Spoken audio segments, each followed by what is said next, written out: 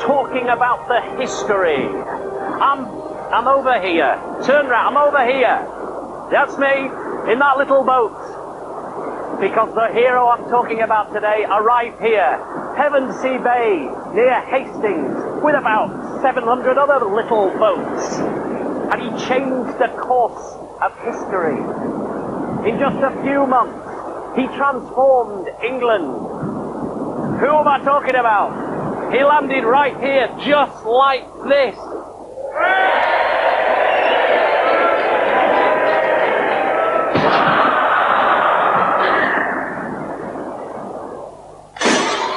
So who am I, hey? How do you do that? Who am I? Of course I'm all right. I didn't fall over, I was acting. Who am I? Who am I being? William the Conqueror. Yes. That's right. I am being William. How did you know that?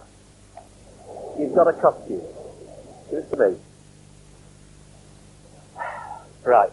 You see, Pevensey Bay, this is where William landed in 1066. And that's what happened. He jumped off his boat and he fell over into the mud and the sand. And his men went, "Oh, it's an omen. We're going to lose." William, quick as a flash, got up with 2 handfuls of soil. And he said, "You see, men, I already have England in my hands." And they all went, "Hurrah!" and came ashore.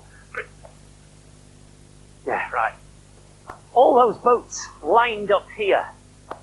And do you know why he chose Pevensey Bay? Do you? Why? It had lots of guest houses. No, it didn't. It didn't have anything. There were no guests. Because of the pebbly beach. Perfect for landing your ships on, getting your army off. Thanks. And once he got the army off, some of those ships went back to Normandy. Others were smashed up. Take away your army's means of escape, and what have they got to do? They've got to win the battle. You see, he's like me, a leader of men. Brilliant. Got to get the job done. Sell yourself for the job. Put your helmet on. Do everything. We are going to do the William the Conqueror story. I've been waiting years to do this. The whole programme on it. What? Plus 1 or 2 other bits. Well, all right, yes, there'll be a few other bits. But mostly the main man. Like me. A mighty, powerful man, all conquering. He knew what he was about. He knew where he was... Cut now. He knew where he was going. Turn it off.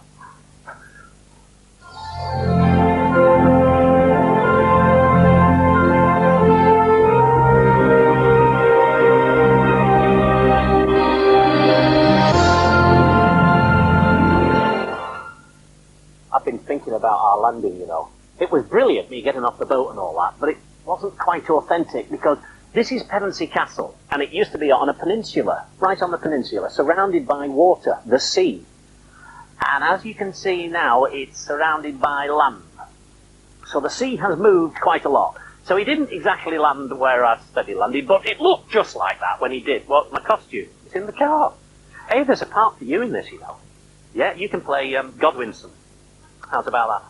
Well, all you need is a pointy stick. You'll keep an eye out for one, will you? All right, then. Yes. This is an old Roman fort. 290, it was built quite late for the Romans. The Roman wall is around the outside, and within it is this Norman bailey, the Norman castle, within the Roman walls.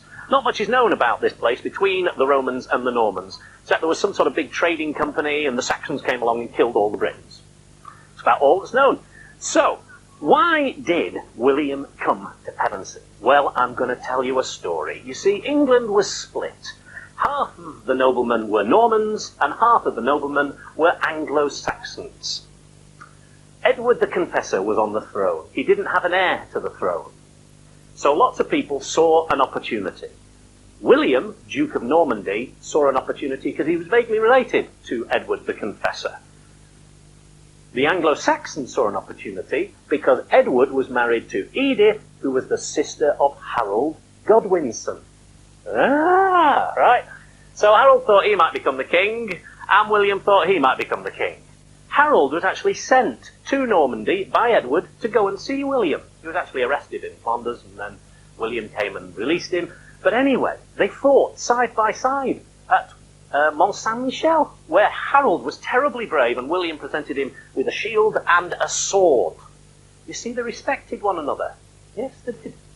In fact, whilst he was there, William made him swear an oath of allegiance to William over some holy relics. You see, in those days, they didn't have solicitors or anything like that. You just swore an oath. And Harold, probably because he was surrounded by William's men with dirty great big swords, said, "Yes, of course I support your claim to the throne, William," and swore his oath of allegiance to him. Unfortunately, when he returned to England, Edward the Confessor died, and the Anglo-Saxon nobleman said, "Harold, you're the king." So Harold, no, he didn't give it back, he took it. But he might have known that William would be a bit cross. In fact, he definitely knew, because he started to watch for William coming across the water. Nothing was surer. You see, William was a man of honour, and Harold had broken his oath. Yep, and that's why the invasion happened. Just so. Why do you keep saying just so? You've done it about 3 times whilst I was telling us.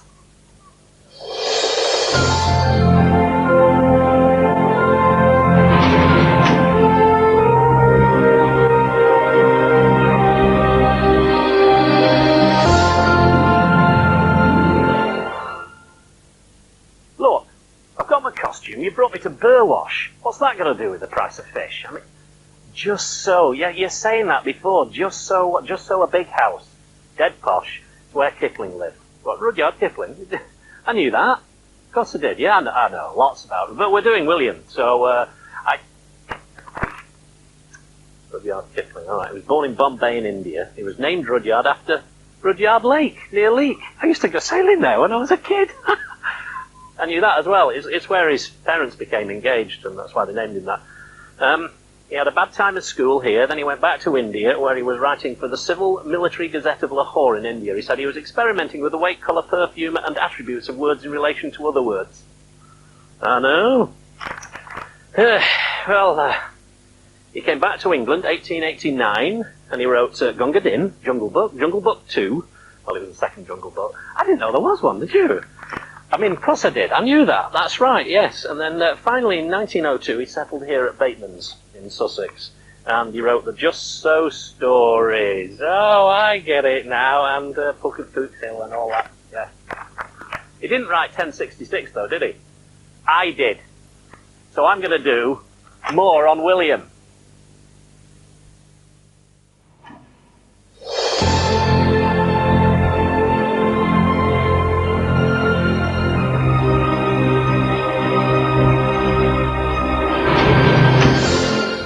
Welcome to Battle. That's the name of the town, and this is where the battle actually happened. It didn't happen in Hastings at all. That's 7 miles away.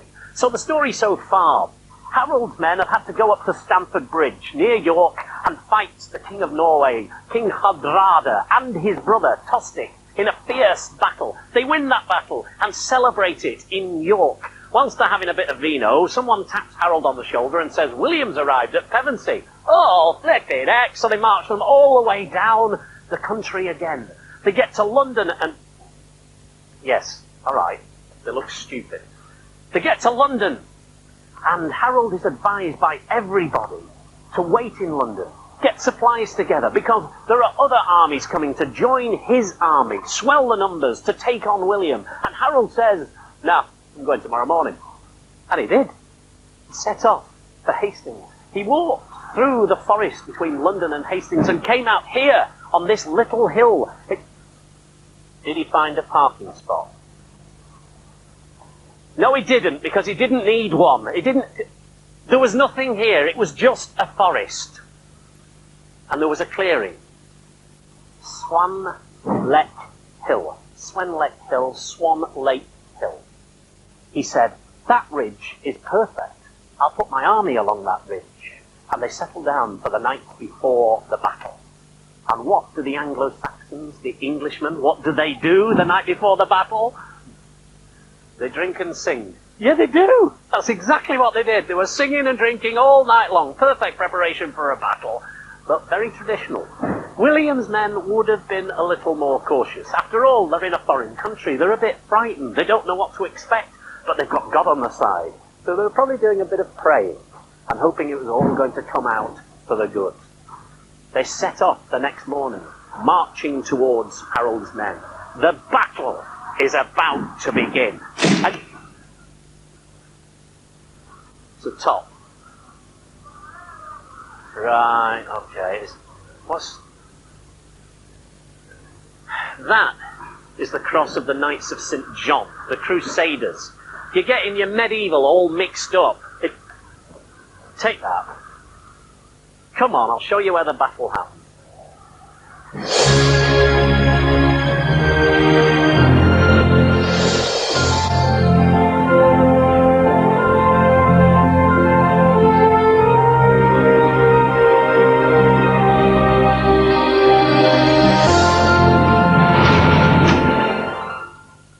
What's going on? We were that close to battle. I was going to do 1066. You brought me to win Chelsea. What are we doing here? You've got 3 quick questions. They better be quick. Go on then. The first, why is Win Chelsea a sink port when it's nowhere near the sea? Okay then. The sea was out there. Win Chelsea used to be down there. The sea suddenly came in over the years, washed it away. So Edward I built a medieval town up here, 1290. Grid pattern, fantastic, dead important port, 6,000 people living here. Important ports on this part of the coast were given tax dispensations, all sorts of treats as long as they supplied navy to the king. They were called the sink ports. Sink, not sank. Sank means 5 and there were more than 5 of them. Next question. What's a downs? Alright, we're in the South Downs, admittedly. Downs, undulating or steep land that's got very little soil on top, no good for cultivation. Next question. When do you get to do your part? Well, actually, fairly soon, if we get back to the battle site. Come on.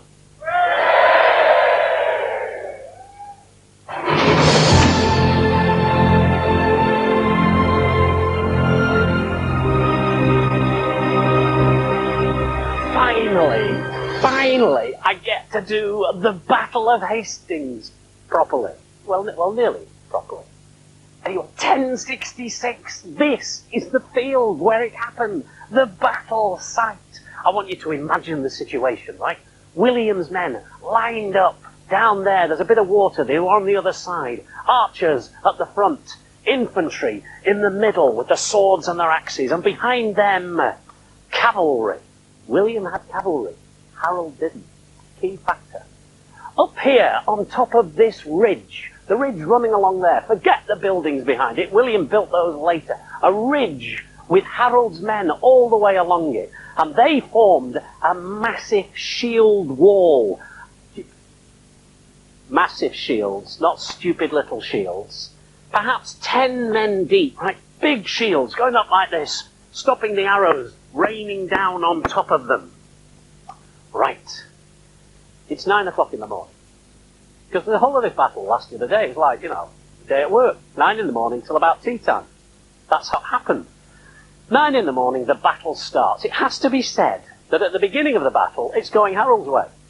William's having a bit of a bad time. In fact, the Bretons, who were over on this side, on the left-hand side, fighting for William, got a bit frightened, and they ran off. But the Englishmen, or the Anglo-Saxons, chased after the Bretons, and William's men were able to cut them off and hack them down, including Harold's brother. Now, William, later in the day, thought, that wasn't such a bad idea. We could perhaps do that again. So he got some English-speaking, or Anglo-Saxon men, the Grosvenors, there, the Duke of Westminster today is a descendant of theirs, to run up and down here saying, the Duke is down, the Duke is down. So that Harold's men went, yes! And they did it twice more, breaking their rank and being cut off by William's men. Clever little move. It worked. Harold's numbers were shrinking, and he was in big trouble.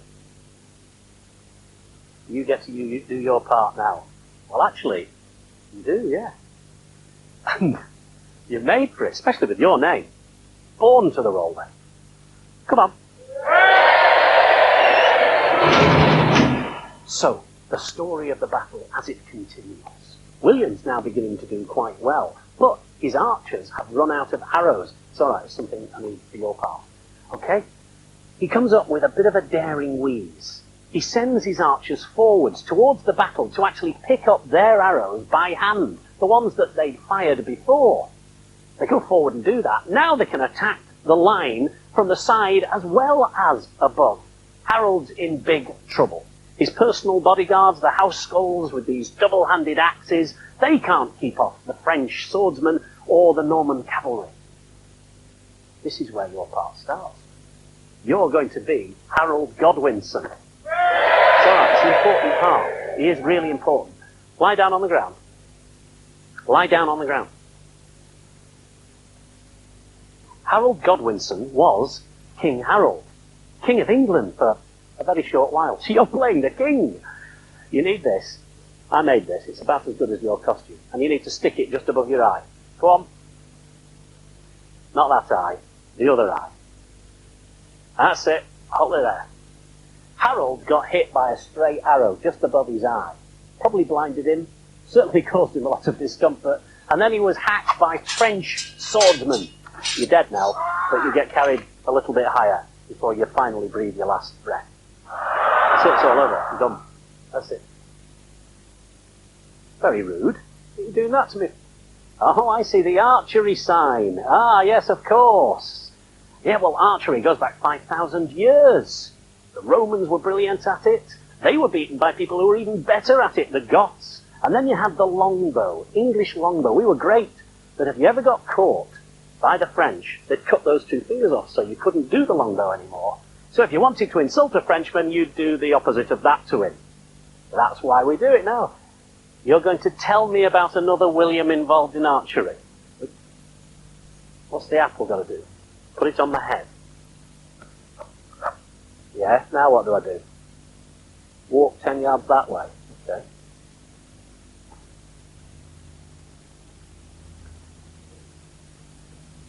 Now what?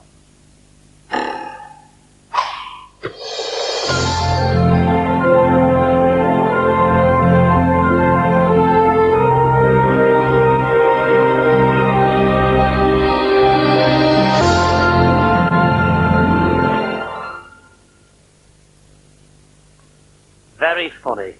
William Tell. About as appropriate to this story as that stupid costume you had me wearing. No more costumes, no more silly props. Put it away. Now look, I'm going to continue the story. So Harold's been hacked about a bit, and he's brought up here where he dies. In fact, his girlfriend, Edith Swannet, takes him off to Waltham Abbey, where he's laid to rest, and he's there to this very day. Although there are some people who believe he went to Chester. Rubbish, in my opinion. Anyway, William has put into his diary, not had a bad day, become King of England. Now, normally you'd think he'd go straight to London and take his crown, but he's a bit worried. He thinks that there might be other armies around, and people who are not best pleased at him killing the English king. So he goes south, along the River Thames, to between Oxford and Reading. Wallingford is where he actually crosses the River Thames. On the way, he's battering villages, killing people, being really, really nasty. And that sends a message ahead, so that by the time he comes along the north of the River Thames to London, the elders meet him at the city gates and they say, "There's the keys, come on in, it's all right, fabulous, lovely, have it, it's all yours." And he goes to Westminster Abbey, the newly finished Westminster Abbey, built by Edward the Confessor, and on Christmas Day, 1066, he is the first king to be crowned in Westminster Abbey. Thank you very much. Everybody's shaking as they put the crown on his head, including him. He was frightened, but he was made king. The people of London come out to say, "Well done, Billy," because they think they better get on his side. And his men don't understand what they're saying, so they kill them and burn the houses.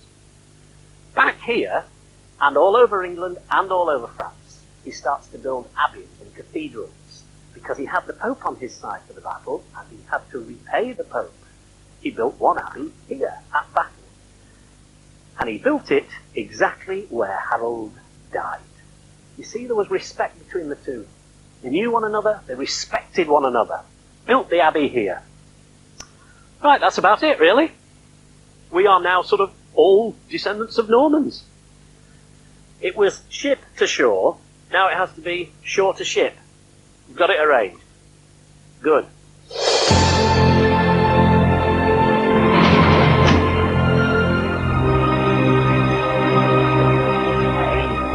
You have done well here. The Hastings lifeboat. Brilliant. And another William. Sir William Hillary, the man that set up the RNLI.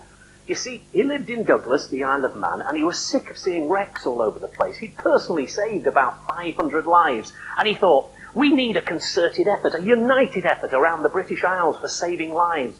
So he set up the RNLI, the Royal National Lifeboat Institution. They got some money off Lloyd's, the insurers, and one or two rich friends, and they bought about 30 boats. By 1890, they had changed from oars and sails to steamboats. And nowadays, they've got 222 lifeboat stations with beautiful machines like this that get called out on average about 7,000 times a year, and they save about 4,000 lives. Stunning, eh? This is a beauty. How do you switch her on? Where are we going? What we do? Have you got the key? Eh? What's the matter? The one I'm going on is a bit smaller. When you say a bit smaller, what is it? Just like it's tiny. That doesn't matter. They all save lives, and they're all just as important as the next one. Okay then.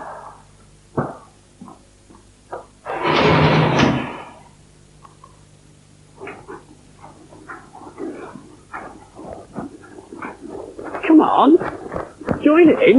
You can help.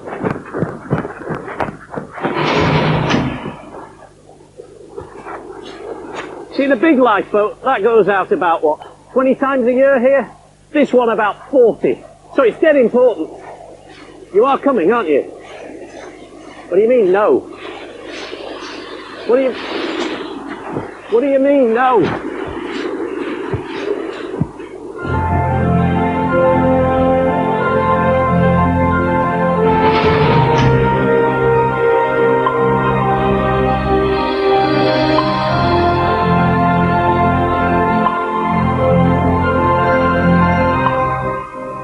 Discovery Next digs for the truth behind the confessions of the JCB digger. The Dice Man is enjoying some adventures on Home and Leisure Digital in the USA. Will Russell get a bite of the Big Apple?